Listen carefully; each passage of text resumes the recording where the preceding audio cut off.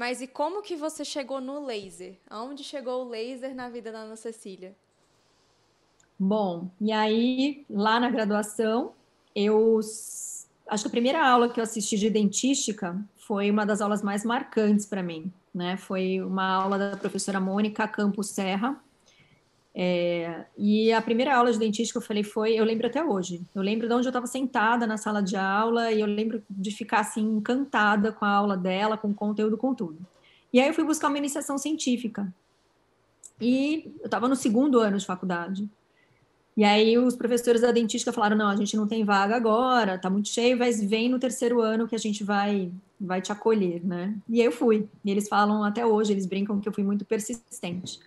E comecei a fazer trabalho, né, de iniciação científica, tive bolsa FAPESP, só que naquela época eu trabalhava com adesão, trabalhava com resina composta, né? E meu trabalho no final foi publicado. Meu orientador no final da minha graduação falou assim: "Ah, acho que você tem um perfil para o mestrado". Eu também não imaginava a docência, não imaginava a pesquisa. Eu gostava ali naquele momento, mas eu achava que eu ia voltar para São Paulo, que eu ia montar um consultório, né? Eu ia ser aquele dentista meio padrão, sabe? Que eu ia ficar entre quatro paredes ali.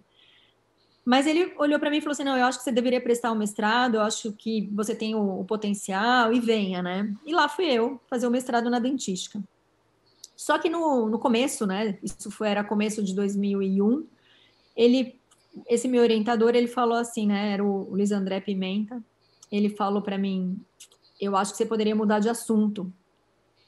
Eu sei que você trabalhou muito com adesão, você já tem 3 trabalhos publicados, você com outros alunos também. E você poderia trabalhar com lesão não cariosa e hipersensibilidade dentinária.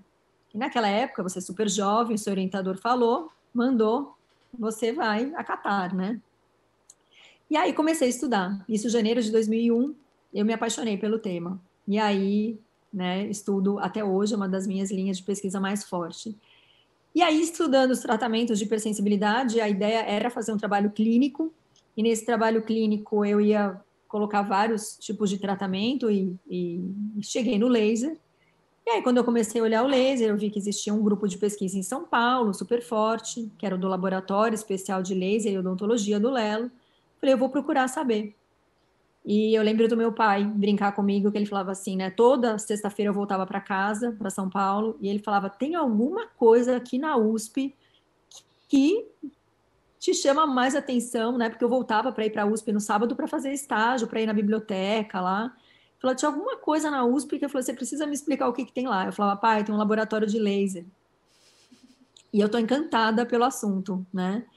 E eu comecei a procurar a equipe, vim fazer um curso, o curso que eu coordeno hoje. Eu me lembro aonde eu estava sentada também.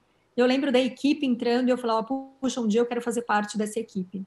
E aí, por isso que eu sempre brinco com os alunos, eu falo: cuidado com o que você sonha, né? Porque se você sonha um pouquinho, é perigoso, pode acontecer.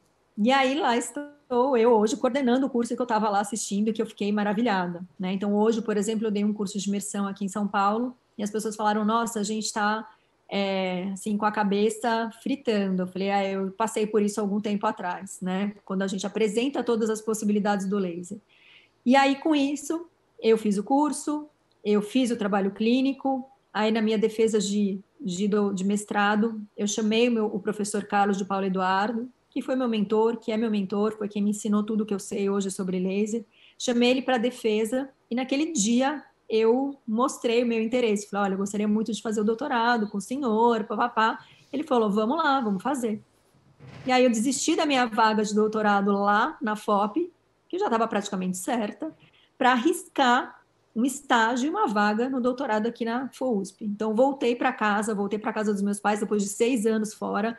Não é fácil, né? Que você já tem uma vida super diferente e tal, mas aí voltei para casa e aí comecei a fazer meu doutorado. Fiz estágio, na verdade, fiz a prova, depois passei. E aí, quando eu falo que quando eu entrei no Lelo, e aí você se depara com todos aqueles equipamentos, eu só trabalhava com laser de baixa potência, você vê todos aqueles lasers de alta potência, você fica doido, né? E aí começou um mundo também diferente. Eu fui para a Alemanha 6 meses depois, conheci o laboratório de laser lá da Alemanha, passei um tempo lá, né? A gente acaba valorizando muito mais o que a gente tem aqui quando a gente vai para fora, porque a gente fala, puxa, a gente tem tudo aqui. A gente também tinha os equipamentos aqui no Lelo, né? Só que os equipamentos aqui era para todo mundo usar. Lá não, era trancafiado a 7 chaves. E aí, voltei para São Paulo e fiz o meu doutorado. Então, olha, o laser entrou, na verdade, lá no meu mestrado, quando eu comecei a estudar lesão cervical não cariosa, quando eu comecei a estudar hipersensibilidade, e tudo me levou a chegar no Lelo.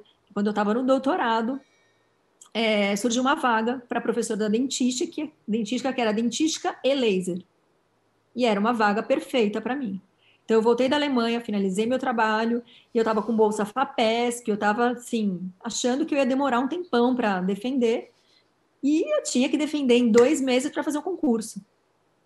Então, eu costumo dizer que eu defendi no dia 3 de agosto, eu casei no dia 8 de setembro e fiz o concurso dia 10 de novembro. Ó, Punk. Mas deu tudo certo, né? Deu tudo certo com os 3 desafios.